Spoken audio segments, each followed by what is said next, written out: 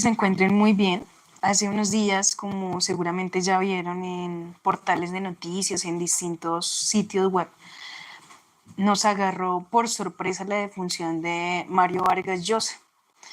El día de hoy quiero hablarles un poco de su discurso de aceptación del Premio Nobel de Literatura, que fue en el 2010, y también de su primera novela, titulada La ciudad y los perros, que él publicó en 1963, porque creo que en los dos textos uno logra captar la esencia de lo que fue este hombre como autor, que siempre le apostó a la inventiva y a la creación de América Latina como continente a partir de la literatura. Entonces, en una parte de su aceptación del Nobel, él dice: seríamos peores de lo que somos sin los buenos libros que leímos, más conformistas, menos inquietos e insumisos, y el espíritu crítico, motor del progreso, ni siquiera existiría. Igual que escribir, leer es protestar contra las insuficiencias de la vida. Quien busca en la ficción lo que no tiene, dice sin necesidad de decirlo, ni siquiera saberlo, que la no nos basta para colmar nuestra sed de absoluto, fundamento de la condición humana y que debería ser mejor. Inventamos las ficciones para poder vivir de alguna manera las muchas vidas que quisiéramos tener cuando apenas disponemos de una sola. Se me hace muy rico este fragmento porque da a conocer el hecho de que leer implica vivir las vidas, reconocer otras cosmogonías y otras cosmovisiones que le hacen a uno tener un horizonte más amplio, una perspectiva más completa de lo que significa la existencia humana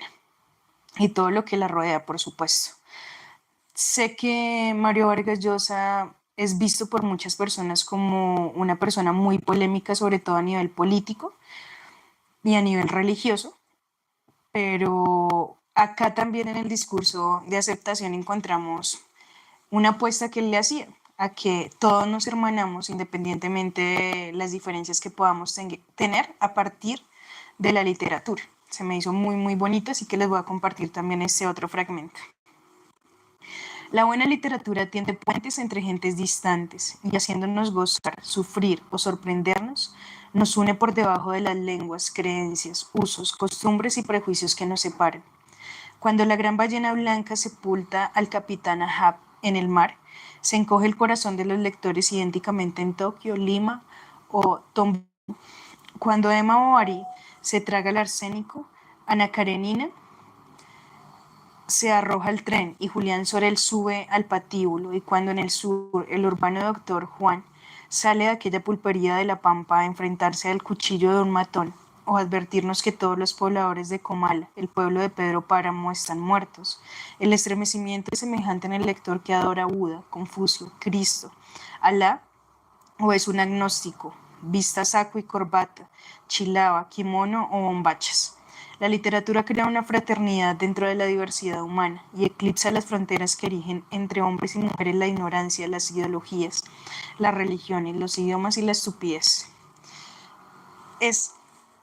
una apuesta muy bonita que nos une a todos los seres humanos desde nuestra condición misma de seres humanos, desde eso que nos hace únicos y sensibles. Es decir, que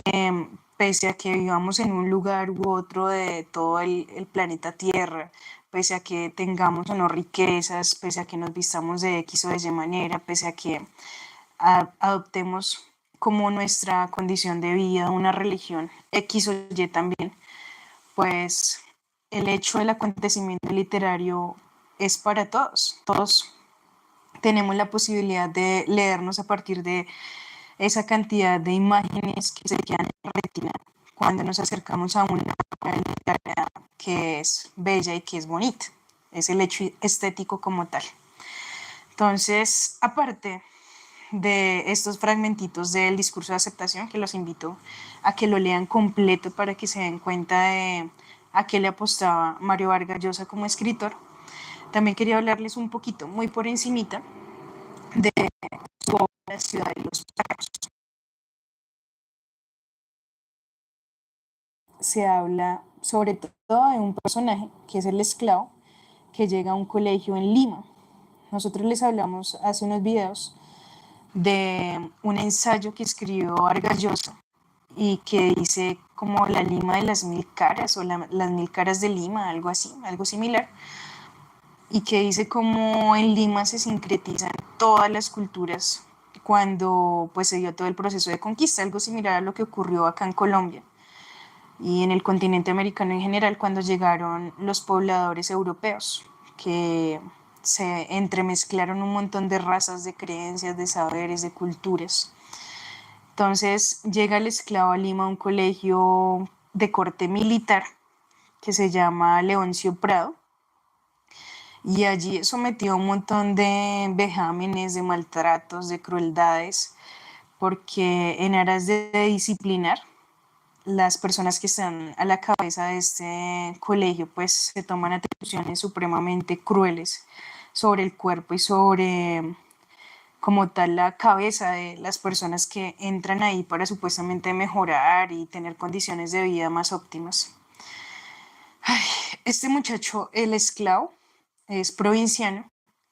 y llega a ese colegio y pues además de que lo hacen a un lado y lo apartan todo el tiempo, pues es objeto de un montón de maltrato físico y psicológico, lo que hoy llamaríamos bullying o matoneo.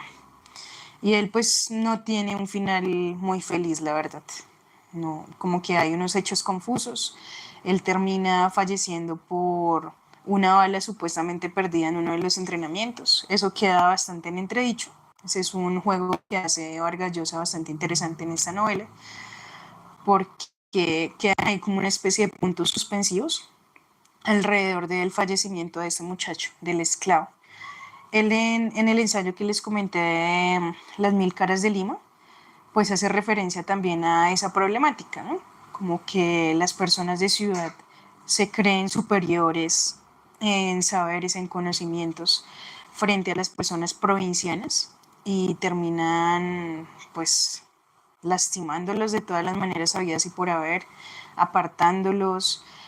disponiéndolos en la sociedad de tal manera que para ellos no pueda haber un progreso ni unas mejores condiciones de vida. Creo que esa es una constante en la obra de este autor y es la crítica social. Miren que también lo vemos en el discurso de aceptación. El, una de las cosas que destaca de la literatura latinoamericana que paradójica y curiosamente vino a conocer cuando viajó a Francia a formarse como escritor es precisamente el no quedarse callado frente a tanta problemática y tanta disonancia social que hay en ese momento en todo el continente, como de que unas personas sean supremamente adineradas y otras muriéndose de hambre, o que la mujer y las personas que pertenecen a ciertas etnias sean sometidas a la inferioridad por todas sus vidas, de principio a fin, en no quedarse callado frente a la corrupción política, frente a cómo los gobiernos unos a otros se tiran las culpas, pero al final nadie resuelve nada. Entonces, pues no queríamos dejar pasar por alto la defunción de Mario Vargas Llosa y queríamos dejarles ahí abierta la invitación para que lo conozcan y no se queden simplemente con el prejuicio, ay, es que será todo polémico, o era derechista, o en un momento fue izquierdista y luego se volteó, sino que se den la oportunidad de conocer las diferentes voces narrativas que él utiliza para hacer una especie de radiografía de la época en que vivió y las apuestas que él tenía para una sociedad más justa, más equitativa. Ahí les queda, amigos de Glota Miloja, la invitación. Espero que pues se acerquen a ese autor y también a todos los que hicieron parte del boom latinoamericano, que sin duda alguna, por medio de sus personajes, nos leernos como América Latina, a ver nuestro pasado, nuestro presente, pero también a pensarnos un mejor futuro para todos. Gracias.